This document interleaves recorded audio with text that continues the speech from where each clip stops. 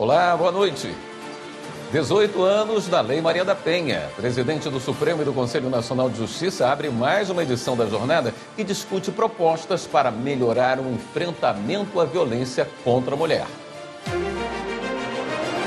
O Supremo discute ajustes na tese da responsabilidade de empresas jornalísticas por divulgação de acusações falsas. Mineradoras e Fundação Renova são condenadas a pagar 56 milhões de reais por propaganda ilegal após rompimento de barragem do Fundão em Mariana. Quadrilha suspeita de causar prejuízo milionário ao Tribunal de Justiça do Paraná. A Corregedoria Nacional de Justiça autoriza cartórios de registro civil a fazerem transferência eletrônica de veículos. E ainda, na última reportagem da série Cortes Supremas, vamos mostrar como funciona a justiça na Índia. Um sistema que mistura tradições religiosas, precedentes e liberdades individuais. O Jornal da Justiça desta quarta-feira, 7 de agosto, começa agora.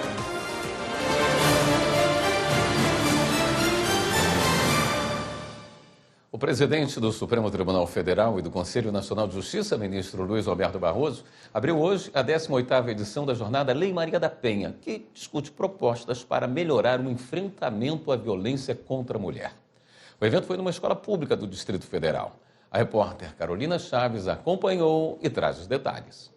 A Jornada Maria da Penha é promovida anualmente pelo CNJ desde 2007, um ano depois da criação da lei que dá nome ao projeto. O objetivo da jornada é discutir os desafios enfrentados pelo sistema de justiça na proteção às mulheres. A 18ª edição foi aberta na Escola Classe JK Sol Nascente, localizada a cerca de 35 quilômetros do centro de Brasília. O presidente do STF e do CNJ, ministro Luiz Roberto Barroso, apresentou alguns dados sobre a violência contra a mulher para dar uma ideia da gravidade do problema. No ano passado, foram registrados cerca de 50 mil casos de violência doméstica por dia, 1.500 feminicídios. Também foram reportados 72.500 casos de estupro em 2023. No Brasil, uma mulher é estuprada a cada 6 minutos. A primeira delas, homem que bate em mulher não é macho, é covarde. Em segundo lugar, homem que pratica violência sexual contra a mulher é um fracassado, não um vitorioso, porque não foi capaz de conquistá-la. E em terceiro lugar, adulto que bate em criança deseduca, ou pior, educa numa cultura de violência. A ideia de abrir a jornada em uma escola pública é para levar a crianças, jovens, educadores e comunidade a temática do enfrentamento à violência doméstica. Esta unidade vai fazer parte do programa Maria da Penha Vai à Escola do Tribunal de Justiça do Distrito Federal e Territórios e se transformar no espaço de fala e escuta da comunidade escolar. A ministra da Mulher, Cida Gonçalves, destacou a importância de ações que possam ajudar a conscientizar toda a sociedade. Esse é o chamado que nós precisamos fazer para a população, que você diga permanentemente, não aceite piada, não aceite brincadeira. O ministro Dias Toffoli, do STF, disse que a Lei Maria da Penha tem servido de base para medidas importantes e citou algumas decisões recentes do Supremo. Na minha relatoria, a legítima defesa contra a honra foi proibida de ser utilizada como argumento jurídico para absolver os acusados de homicídio ou tentativa de homicídio.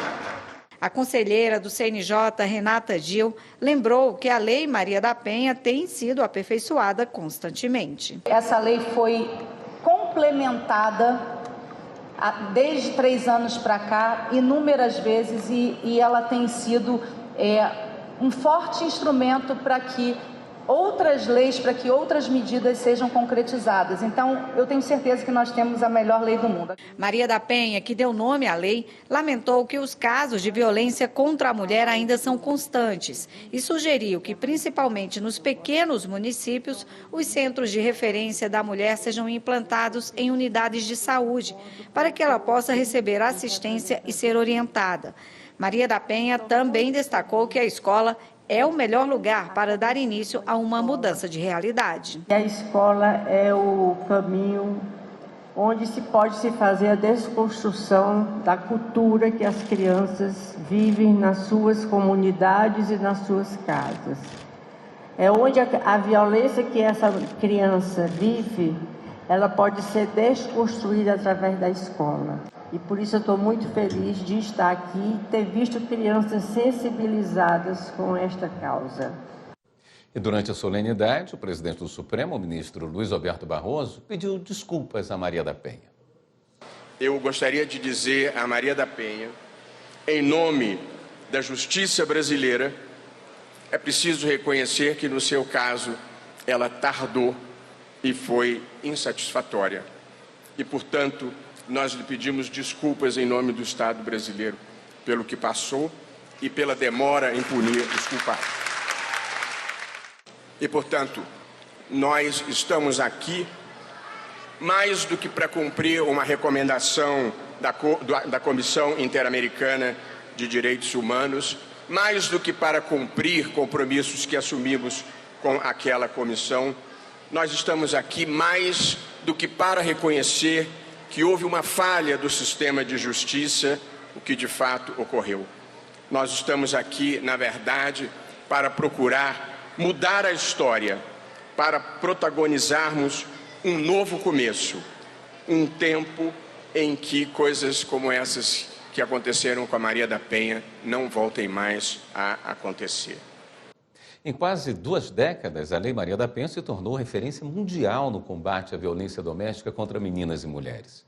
A regra impulsionou as denúncias contra os agressores e garantiu o direito às vítimas, que ainda existem, mas agora sabem como identificar os abusos, se proteger e a quem recorrer. É o que mostra a reportagem de Evelyn Araújo. Foram 8 anos em um relacionamento violento. Hoje, com medo de ser encontrada pelo ex-marido, ela prefere não mostrar o rosto. As agressões pioraram muito quando eu comecei a faculdade.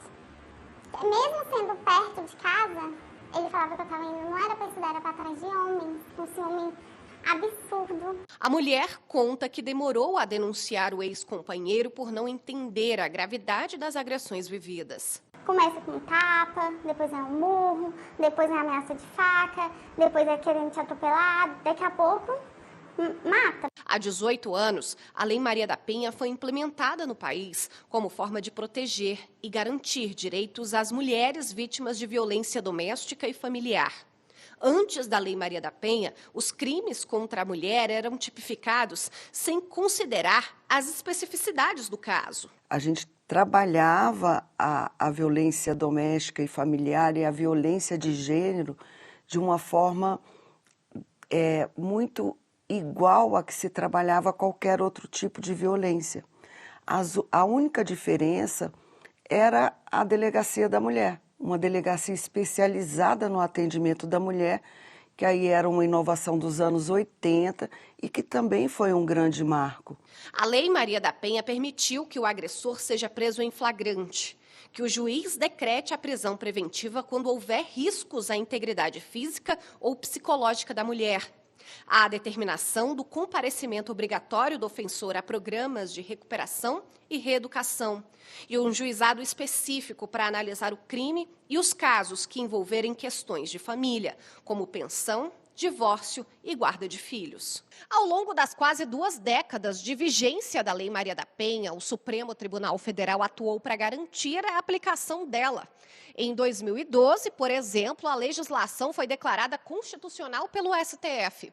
Com isso, foi assegurada uma interpretação judicial uniformizada para coibir a violência doméstica e familiar contra a mulher. Segundo o Conselho Nacional de Justiça, de janeiro a maio deste ano, quase 235 mil processos judiciais relacionados à Lei Maria da Penha ingressaram no Poder Judiciário.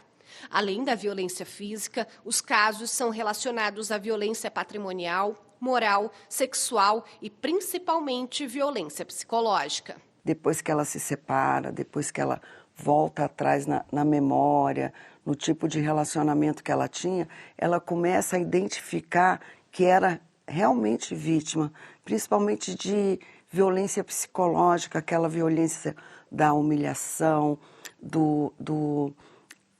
do cerceamento, do ir e vir. A psicóloga Jeane de Sá alerta ainda para a importância de um trabalho multidisciplinar para que as vítimas não retornem para o ciclo de violência. Através disso, gera uma confiança, uma autoconfiança tão grande que ela começa a desejar, a realizar, a estudar, a trabalhar, a fazer coisas que ela, antes desse relacionamento, planejou. Então, todo o trabalho psicológico é um resgate de quem essa mulher era antes desse relacionamento. Iniciei minha faculdade novamente, faço curso, eu trabalho. E assim, eu sei que eu posso agora ser o que eu quero ser. Eu sei que eu posso ser amada, ter um relacionamento saudável, sem agressão, sem cobranças. Hoje sim eu entendi, né? A seguir, quadrilha suspeita de causar prejuízo milionário ao Tribunal de Justiça do Paraná. E ainda, mineradoras e Fundação Renova são condenadas a pagar 56 milhões de reais por propaganda ilegal após o rompimento da barragem do Fundão. Voltamos já.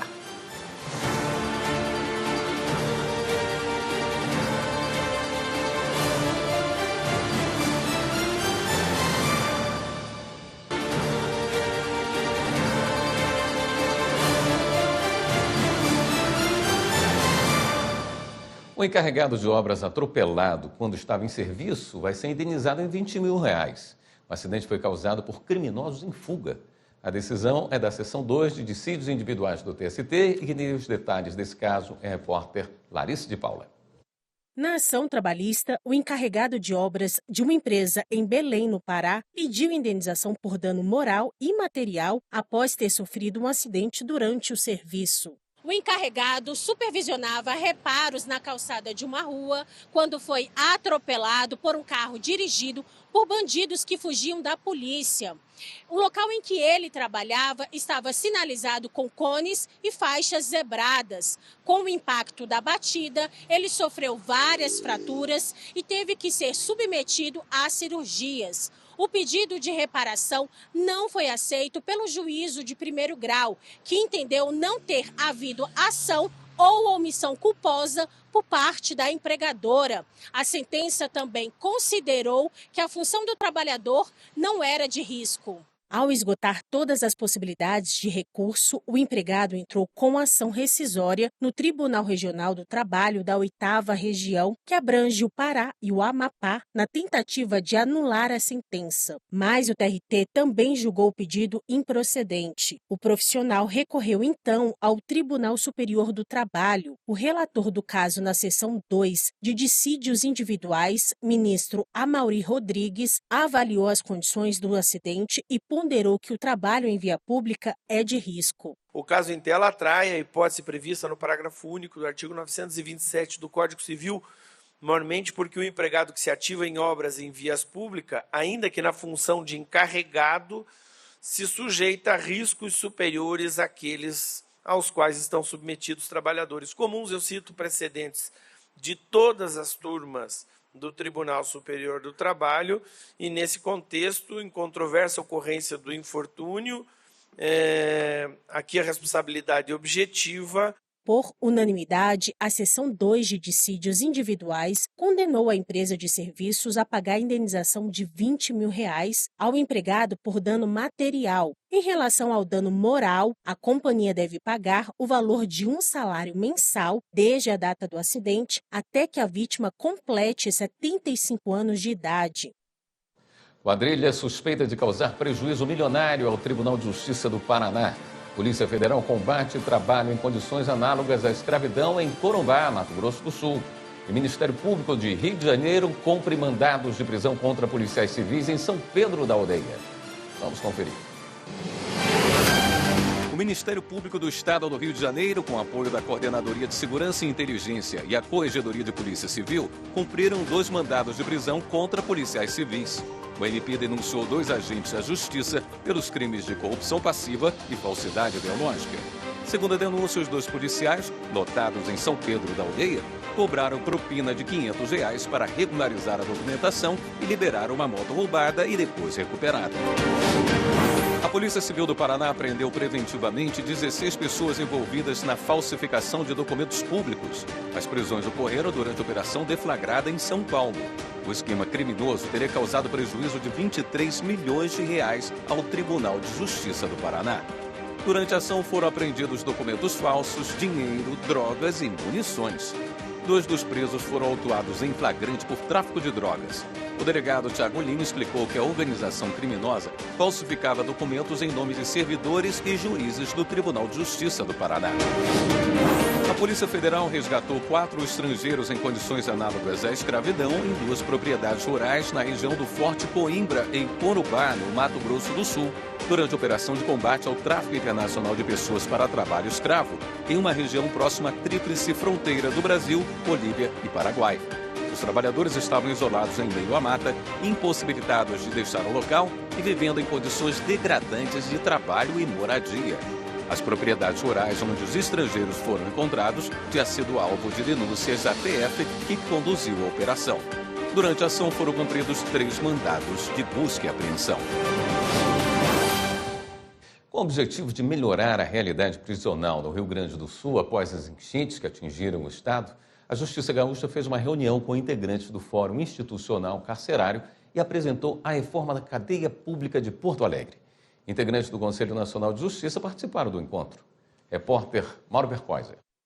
O antigo presídio central, hoje chamado de Cadeia Pública de Porto Alegre, entrou para a história como o pior do Brasil. A prisão, que já abrigou 5.000 encarcerados, teve seus pavilhões demolidos. 9 módulos novos foram construídos e uma parte antiga passou por reformas para a construção da nova cozinha e lavanderia. Com estruturas modernas e humanizadas, os agentes penitenciários não precisam passar pela frente das celas. Podem operar a abertura e fechamento do alto, no 2º piso. A reunião do Fórum Interinstitucional Carcerário foi realizada no auditório da cadeia e presidida pelo desembargador Marcelo Machado Bertolucci. O encontro teve como objetivo avançar em adequações do sistema carcerário gaúcho às questões legais, a superação da calamidade climática e apresentar soluções para a falta de espaço para os presos no estado. Muito importante a reunião, saímos daqui em congraçamento a partir de propósitos comuns, visando também darmos cumprimento às diretrizes emanadas do Supremo Tribunal Federal, do Conselho Nacional de Justiça e portanto, fica o nosso registro de agradecimento, de compartilhamento e reiterar o compromisso do Poder Judiciário do nosso Rio Grande com esta causa que é absolutamente cidadã e necessária. A nova cadeia pública já está com 95% das obras finalizadas. No início de 2025, estará apta para receber 1.884 presos. 2 galerias estão sendo finalizadas e outras 7 já estão prontas. O projeto foi orçado em 130 milhões de reais. Na reunião, foram apresentados dados do sistema prisional gaúcho. Atualmente, são 45.500 encarcerados. A faixa etária principal dos presos é de até 42 anos de idade. Um grande número são de jovens que não possuem o ensino fundamental completo. Em primeiro lugar das ocorrências está o roubo qualificado e, em segundo, o tráfico de drogas. Para o secretário de Sistemas Penal e Socioeducativo, Luiz Henrique Viana, a transformação do sistema penal do Rio Grande do Sul contou com investimentos para transformar o antigo presídio em um local para dar melhor condição aos encarcerados, para que eles possam se ressocializar. Para Viana, a transformação do Central foi um grande sinal de que é possível investir para melhorar a realidade prisional do estado. Cumprindo tudo o que é preciso para termos o cumprimento das medidas necessárias para um tratamento penal efetivo, com dignidade às pessoas privadas de liberdade, né, e exaltando esse trabalho conjunto. Bem de família pode ser penhorado para pagar dívidas contraídas em reforma.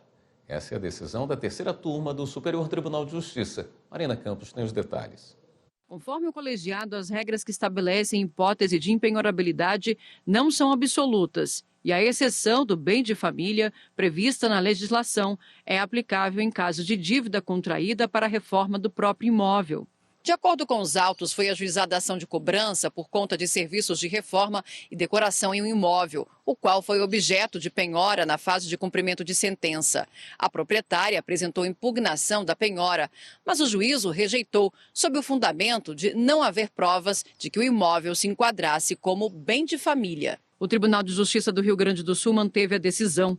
No recurso especial dirigido ao STJ, a proprietária afirmou que reside há mais de 18 anos no imóvel, que é bem de família, e que as exceções legais devem ser interpretadas de forma restritiva, visando resguardar a dignidade humana e o direito à moradia. A relatora ministra Nancy Andrighi destacou que uma das finalidades do legislador, ao instituir as exceções, foi evitar que o devedor use a proteção à residência familiar para se esquivar de cumprir com suas obrigações assumidas na aquisição, construção ou reforma do próprio imóvel. Para a ministra, a dívida relativa a serviços de reforma residencial, com a finalidade de melhorias do imóvel, enquadra-se como exceção à impenhorabilidade do bem de família. Você vai ver nesta edição que o Supremo discute ajustes na tese da responsabilidade de empresas jornalísticas por divulgação de acusações falsas. E a seguir tem a última reportagem da série Cortes Supremas, que vai mostrar como funciona a justiça na Índia. Voltamos já.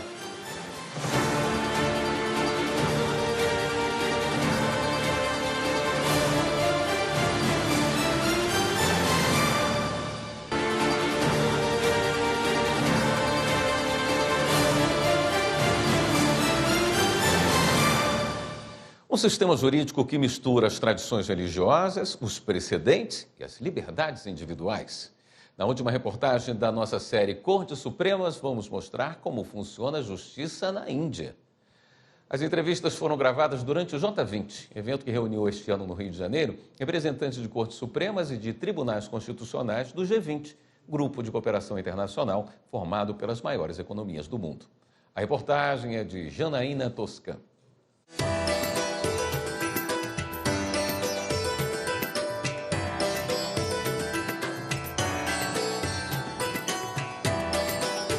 Berço da civilização do Vale do Indo, que deu origem aos povos do sul da Ásia, de vastos impérios da antiguidade e de rotas comerciais que mudaram os rumos do mundo na Idade Moderna.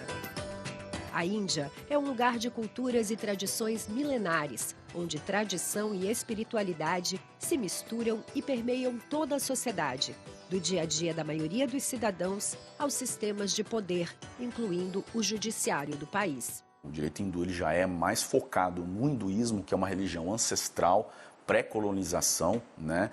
Ela tem os textos principais sagrados, que são os Vedas, que são constituídos em 4, e cada um desses Vedas tem ali um foco principal, vamos colocar assim, que eventualmente, com a colonização dos indianos pelos britânicos, introduziu ali as normas positivadas em relação a isso, né? Então, o sistema indiano ele tem um híbrido abstrato, complexo, que tem as raízes no hinduísmo, no direito espiritualizado, e que se converte na norma positivada a partir de uma liberdade de credo, um princípio de igualdade, um princípio de liberdade individual, que é o que se busca preservar no sistema como um todo.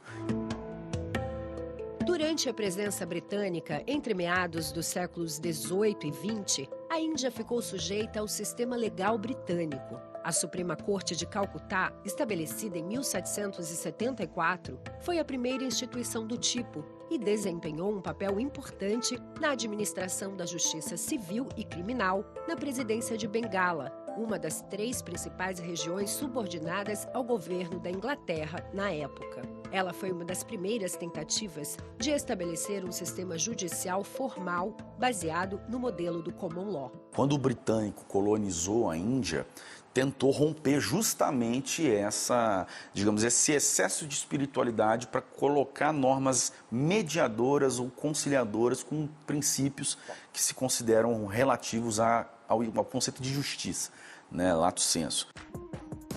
Após a independência em 1947, princípios jurídicos, precedentes e práticas legais do direito inglês e europeu passaram a nortear a legislação indiana. A Constituição, adotada em 1950, estabeleceu o mais alto tribunal da nação.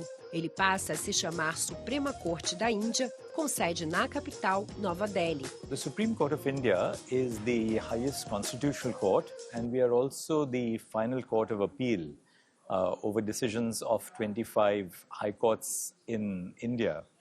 Now, in the constitutional functions, we are protectors of the liberties of individual citizens. We deal with very important cases relating to the freedom of speech and expression, the right to freedom of religion, and a whole host of other rights, such as the right to carry on your business, the right to life and personal liberty.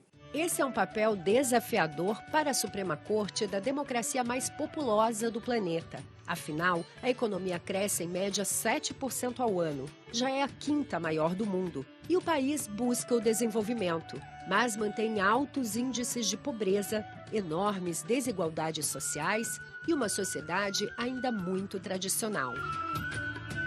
Faz apenas 6 anos que a Suprema Corte indiana aboliu a lei que criminalizava relações sexuais entre pessoas do mesmo sexo. Apesar de ilegal desde 2006, o casamento infantil persiste, principalmente em algumas áreas pobres e rurais. E a violência contra mulheres é uma questão preocupante.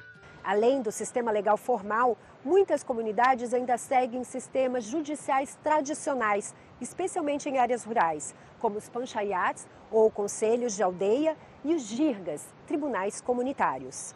Eles inserem os cidadãos nas decisões de gestão e desenvolvimento das comunidades. Além de atuarem como mediadores de conflitos, são importantes na estrutura de governança democrática na Índia, que, entre boas práticas herdadas e desafios atuais, tenta encontrar o caminho para um crescimento mais inclusivo e sustentável.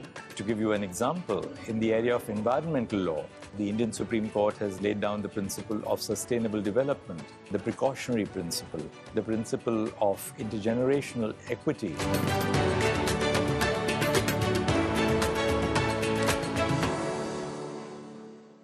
Você vai ver ainda hoje, STF dispensa aprovação de contas para que os candidatos obtenham a certidão de quitação eleitoral.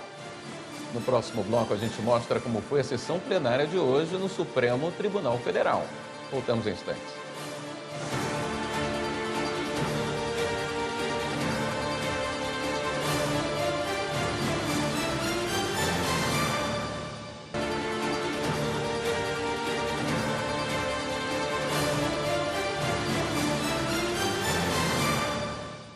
Nesta quarta-feira, o plenário do Supremo Tribunal Federal discutiu ajustes na tese de responsabilidade de empresas jornalísticas por divulgação de acusações falsas. Repórter Marta Ferreira. Os pedidos de esclarecimentos foram feitos pelo Diário de Pernambuco, que é parte do processo, e pela Associação Brasileira de Jornalismo Investigativo, admitida como terceira interessada. Isso porque o Supremo, no ano passado, fixou critérios para responsabilizar empresas jornalísticas por divulgação de acusações falsas. Ficou fixado que as empresas têm o dever de verificar a veracidade dos fatos alegados e de esclarecer ao público que as acusações são sabiamente falsas. Entre os principais pontos, os recursos buscam aperfeiçoar a redação da tese de repercussão geral, que serve de parâmetro para que as outras instâncias da Justiça resolvam controvérsias semelhantes. A alegação é de que a redação é subjetiva e pode abrir espaço para a aplicação da tese de maneira equivocada, violando a liberdade de imprensa. A questão foi levada para análise do plenário. O relator é o ministro Edson Fachin. Ele pontuou que não há como responsabilizar o veículo de comunicação quando a informação decorre de entrevista ao vivo, pela incontestável circunstância de que não há controle possível a ser levado a efeito pelo entrevistador ou pelo veículo de imprensa.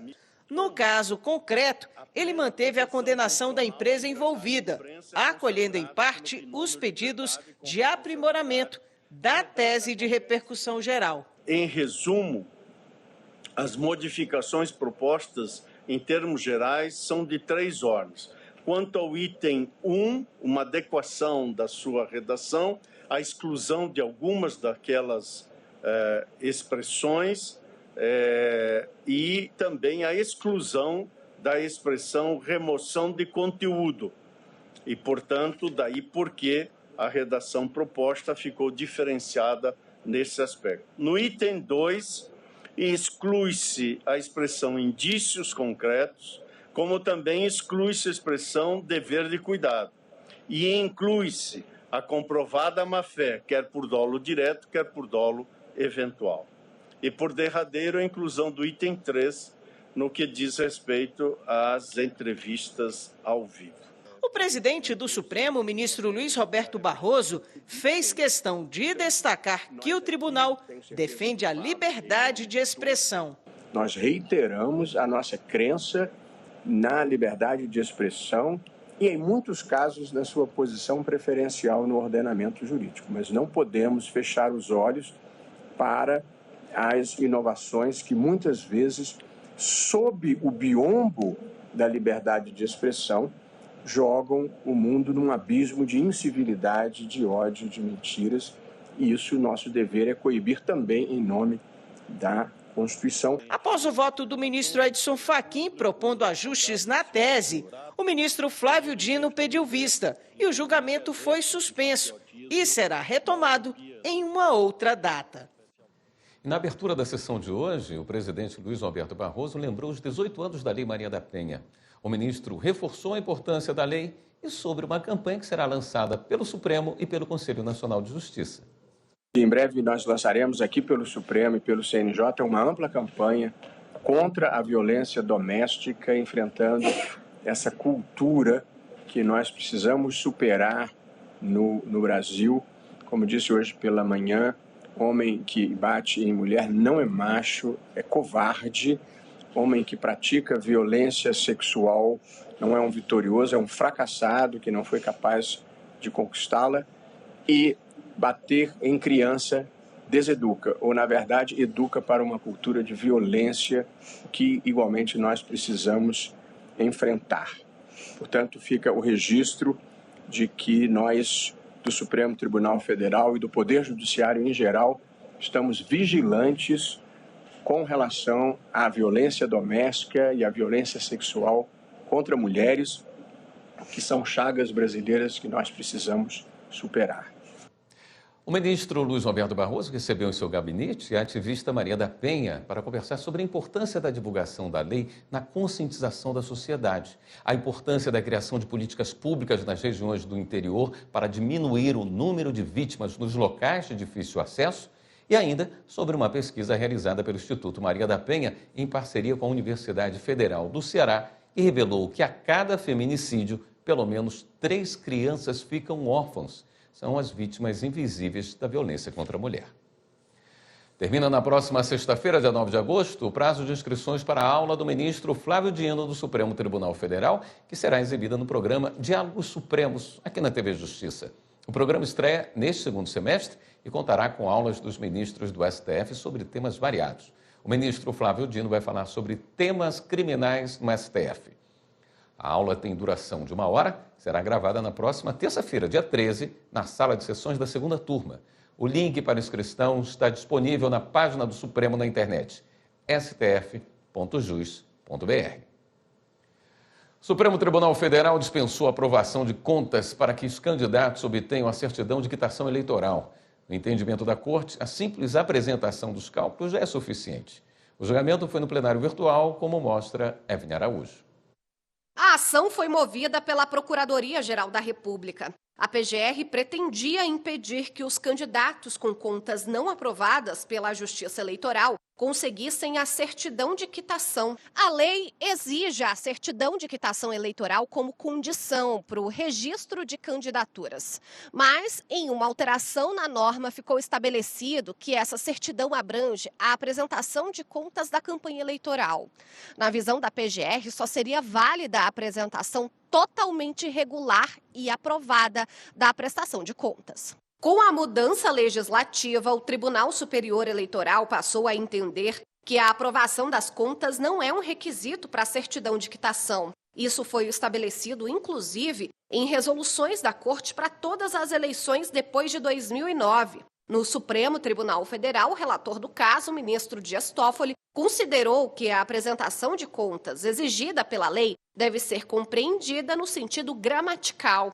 Para o ministro, diante dos mecanismos de controle administrativos e judiciais do processo eleitoral previstos na legislação brasileira, não há como se acolher à tese de que a obtenção da quitação só pode ser interpretada sob a ótica da regularidade das contas de campanha ou da aprovação dela.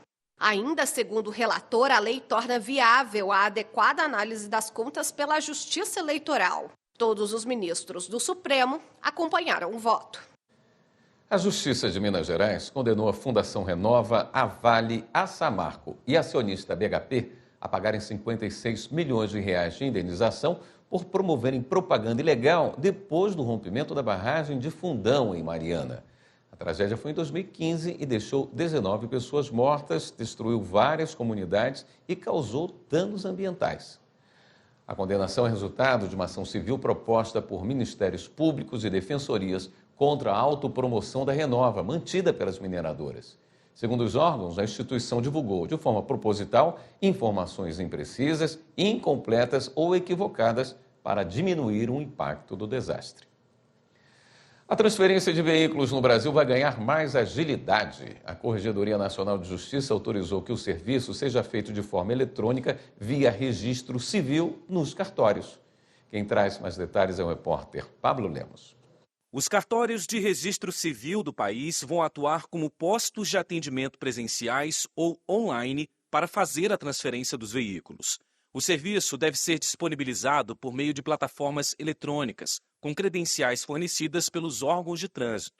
A novidade vai garantir a identificação do motorista pelas bases de dados biográficos e biométricos do registro civil. De acordo com a Corregedoria do Conselho Nacional de Justiça, a transferência dessa maneira deve ter a confiabilidade necessária para associar uma assinatura a um registro ou documento eletrônico, de forma que possa ser usado para identificar o assinante e detectar se alguma alteração foi feita no documento depois da assinatura. A iniciativa tem apoio do Ministério dos Transportes. Esta edição do Jornal da Justiça fica por aqui. Obrigado pela companhia. Uma boa noite para você.